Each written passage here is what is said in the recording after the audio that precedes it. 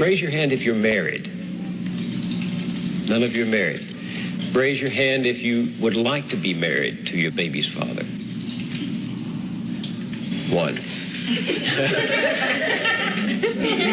The rest of you who don't plan to get married, why don't you plan to get married? I'd like to know that. You already have your child to think about, and then a whole family to care for. You know, it's a lot of responsibility. And then you don't want the commitments. I wouldn't want no man holding me down because I think I can make it as a single parent. But don't you think you might need help in raising that baby from a man? Not really. I didn't have a father. My father wasn't in the home, so, you know, it really, male figures are not substantially important in the family. The Vanishing Family was a CBS News special report that aired in 1986 when 60% of black children were born to single mothers. If the parent is 17 and 18, uneducated, unmotivated, fooling around, wandering around, what's the child going to learn? Who's to teach him? When you learn something, you was taught by your parents. It was reinforced by school and your neighbors, but it was taught by your parents. Well, if the parents don't know anything, how are they going to teach the children? So it's not racism that I'm fighting right now. It's the lack of motivation. See, I'm not even talking about racism. Maybe later on we'll get back to that. But I think we are destroying ourselves. In 2011, NBC News reported that 72% of black children were born to unmarried mothers. This was compared to 17% of Asians, 29% of whites, 53% of Hispanics, and 66% of Native Americans. A report from the United States Congress shows that marriage rates peaked just after World War II, before taking a large dip, making a resurgence sometime around the mid-50s, and has been declining since around the 60s. Who or what is the culprit behind the decline of marriage and family in the black household especially? I'm out of town, thuggin' with my round, my coochie pink, my booty hole brown. Where the niggas? I'm looking for the hole. What kind of shit is that? Coincidentally, or maybe not, the decline of marriage happened during the era when the country was experiencing its second sexual revolution in the 1960s. The first sexual revolution in the United States started in the 1920s, according to historian and author Kevin White, and it showed how American men in the Jazz Age were subjected to a barrage of information and advice about their sexuality that stressed not only character, but personality and sex appeal. Repression was out and sexual expression was in. It was also a time when society began to distance itself from Victorian values. Side note, the same report from the United States Congress shows that marriage also took a dip in the early 20s. White also wrote that the flight from commitment to relationships heralded instability and tensions that continue to define American sexual relations today. In the book The First Sexual Revolution, White argues that a group of intellectuals, experts, advertisers, and journalists with varying agendas use sex to sell products of mass production, according to a review from 1994 by Stephen M. Frank, a University of Michigan professor. He wrote that with the population placated, ruling elites could maintain their power and hegemony. Frank also stated that the questions White raises and his conclusions about the limits of gender as a category of historical analysis should caution scholars to think critically about the complex ways that economics and gender interacted as sexual ethics were renegotiated in this period. White released his book 12 years after the resurgence of the second sexual revolution in the United States. This time, the revolution was being led by such figures as Hugh Hefner, late founder of Playboy, and Helen Gurley, late author and editor-in-chief of Cosmopolitan magazine. According to Cosmopolitan magazine themselves, they started as a family journal, then literary magazine. However, it was Gurley who transformed the magazine into what it is today, a women's magazine that covers pop culture, politics, careers, and sex. Today, they are considered one of the top women's magazines, solidifying their influence. A 2016 report from Women's Wear Daily covered Cosmopolitan magazine being moved out of the direct sight of consumers at 72 supermarkets in Indiana and Ohio due to sexually explicit content. In 2018, Newsweek covered Walmart banning Cosmopolitan magazine from 5,000 stores nationwide due to the magazine's promotion of sexual exploitation. Gurley died in 2012 and left an estate worth $105 million, according to the New York Times. She was also married from 1959 through 2010, 51 years. Hypersexuality for thee, but not for me. Gurley, probably. Hugh Hefner, the poster boy for consent and self-control, died with a net worth of $50 million.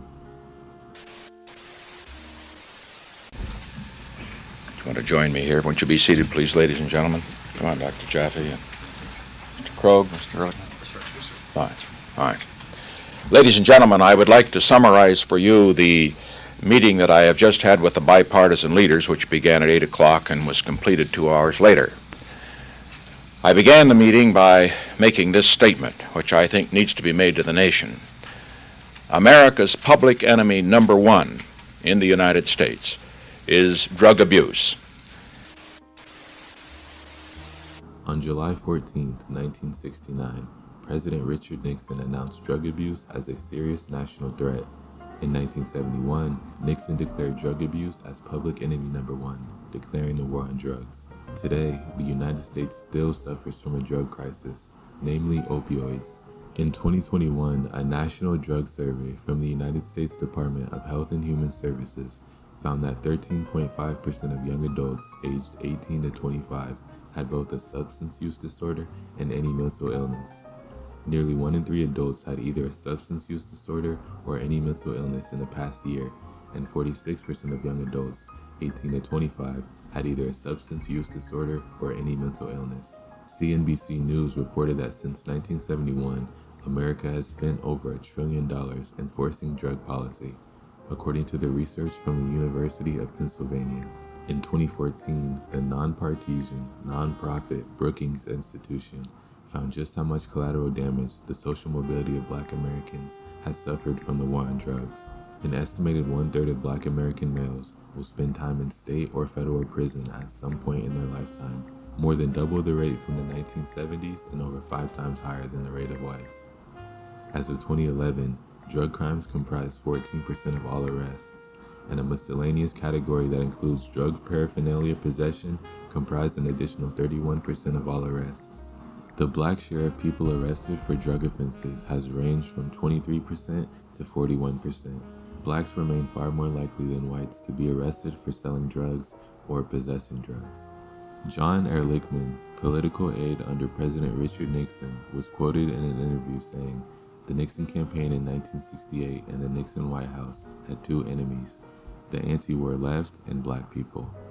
We knew we couldn't make it illegal to be against the war or Black people, but by getting the public to associate hippies with marijuana and Blacks with heroin, then criminalizing both heavily, we could disrupt those communities. We could arrest their leaders, raid their homes, break up their meetings, and vilify them night after night on the evening news." He was also quoted saying, "Did we know we were lying about the drugs? Of course we did." The Pew Research Center reported that there were 1,501 Black prisoners for every 100,000 Black adults at the end of 2018, down from 2,261 in 2006. I just told you a little while ago, these leaders. In 2021, Christina Cross wrote an article titled, "Why Living in a Two-Parent Home Isn't a Cure-All for Black Students." In the article she wrote, "Rather than the two-parent family being the great equalizer that most Americans imagine it to be, Black children from low-income, two-parent families find themselves in the same position as Black children growing up with a single parent."